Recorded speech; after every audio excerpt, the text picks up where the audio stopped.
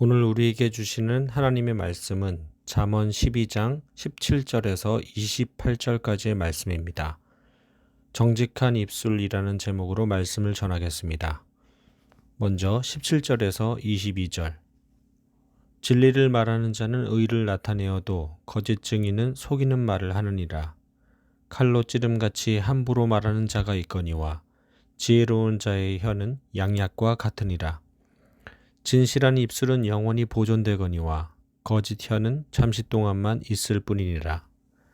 악을 꾀하는 자의 마음에는 속임이 있고 화평을 의논하는 자에게는 희락이 있느니라. 의인에게는 어떤 재앙도 임하지 아니하려니와 악인에게는 앙화가 가득하리라. 거짓 입술은 여호와께 미움을 받아도 진실하게 행하는 자는 그의 기뻐하심을 받느니라. 아멘. 본문의 말씀은 구약시대의 법정 장면을 배경으로 합니다. 지금 시대의 법정은 일상생활 속에 그리 가깝게 느껴지지 않지만 그 시대는 일상생활 중 군중들이 모인 곳에서 재판하는 장면을 흔히 볼 수 있었습니다. 그리고 법정에서 재판장의 올바른 판단을 위해 가장 중요했던 것은 증인의 증언이었습니다. 어떻게 증언하느냐에 따라 재판을 받는 사람에게 공정해지기 때문입니다. 공정이 중요한 이유는 무고하게 피 흘림이 없게 하려는 하나님의 뜻과도 같습니다. 그래서 구약은 사람이 부당함을 당하는 것을 철저하게 금지합니다. 오늘 말씀에서와 같이 법정 장면에서 하나님은 자신의 뜻의 공정한 판단을 위한 잣대를 사람의 입술에 주셨습니다. 정직한 입술은 공정함이 필요한 자들을 위함이기도 하지만 하나님의 뜻을 위함이기도 합니다. 그럼 그 당시 법정이 일상이었던 것처럼 현재 우리 일상의 정직한 입술은 어떤 의미일까요? 우리 삶에 공정함이 필요한 자들을 위한 입술은 무엇일까요?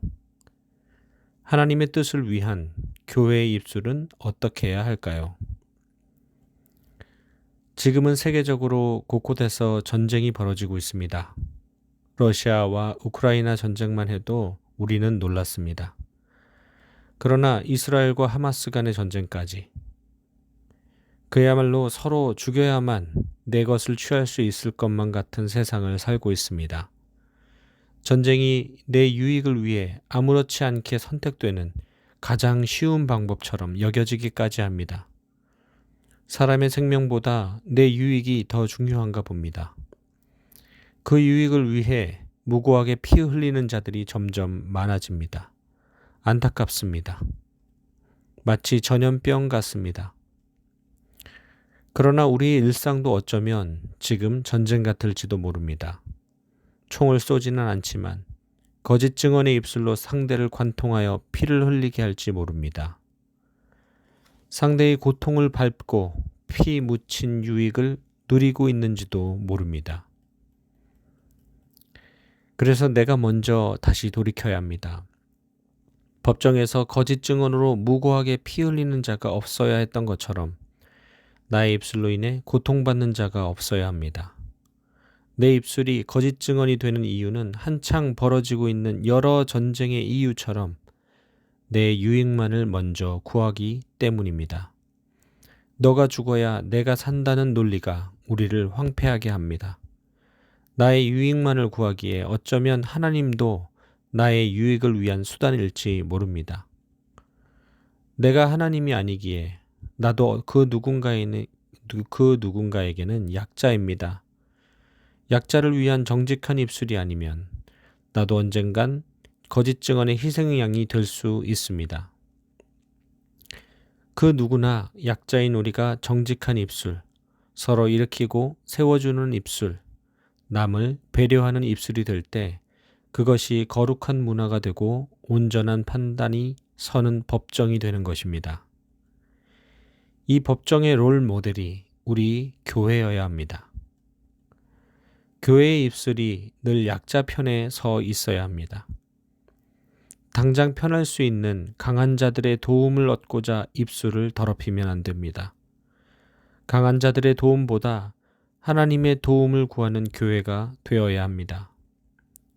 그 도우심으로 우리 교회가 입만 열면 정직을 말하는 거룩한 문화에 앞장서야 합니다. 그러면 22절의 말씀처럼 그분의 기뻐하심을 받는 영광스러운 성도, 영광스러운 교회가 될 줄 믿습니다. 23절에서 28절 슬기로운 자는 지식을 감추어도 미련한 자의 마음은 미련한 것을 전파하느니라. 부지런한 자의 손은 사람을 다스리게 되어도 게으른 자는 부림을 받느니라. 근심이 사람의 마음에 있으면 그것으로 번뇌하게 되나 선한 말은 그것을 즐겁게 하느니라. 의인은 그 이웃의 인도자가 되나 악인의 소행은 자신을 미혹하느니라. 게으른 자는 그 잡을 것도 사냥하지 아니하나니 사람의 부귀는 부지런한 것이니라. 공의로운 길에 생명이 있나니 그 길에는 사망이 없느니라. 아멘. 이제 잠언 기자는 정직한 입술을 여는 사람, 정직한 입술에 교회의 결말이 어떠할지를 말합니다. 바로 생명으로 마무리가 됩니다. 손해보는 것 같았습니다. 늘 피해보는 것 같았습니다. 정직이 미련함으로 손가락질 받는 것 같았습니다. 정직의 입술을 내면서도 뒤돌아서면 후회하는 것 같았습니다. 그렇다고 전쟁을 선택하면 안 됩니다. 미련한 것을 전파하면 안 됩니다. 미련함이 자신을 미혹하게 놔두면 안 됩니다. 그러니 그 길이 사망으로 끝나게 되는 것입니다. 그러나 정직한 입술을 선택한 사람들에게, 정직한 말을 하기를 주저하지 않는 교회에게 그 공의로운 길에 생명이 있다고 결정 지어주시는 순간 우리의 눈물은 말라버리는 것입니다. 손해가 억울하지 않습니다. 손가락질이 억울하지 않습니다. 오히려 뒤돌아서 후회한 순간이 부끄러워집니다. 우리 모두에게는 과거가 있습니다. 현재에서 과거를 돌아볼 때 그래도 위안을 받는 것은 이미 모두 지나갔다는 것입니다. 물론 지금 나름대로의 고통과 어려움이 있겠지만 지금은 그때의 고통이 없고 완전히 다시 성숙한 나를 경험합니다. 이 성숙함은 주님의 은혜였음을 고백해야 합니다. 죽을 것처럼 힘들었지만 그 순간을 지날 동안 주님은 내 곁에서 항상 변치 않으셨기 때문입니다. 정직한 입술을 선택하는 것이 당장 고통일지라도 그 길에 생명이 있다고 결정지어 주신 덕에 우리는 다시 힘을 낼 수 있습니다.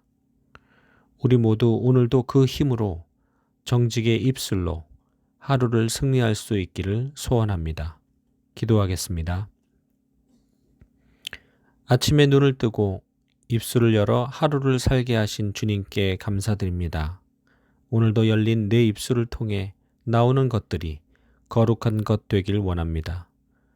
정직의 입술, 약자 편에 있는 입술, 절대 손해가 아니라고 결정할 수 있는 생명의 믿음이 있게 해주세요. 오늘도 그 생명으로 하루를 살게 하실 줄 믿습니다. 예수님의 이름으로 기도합니다. 아멘.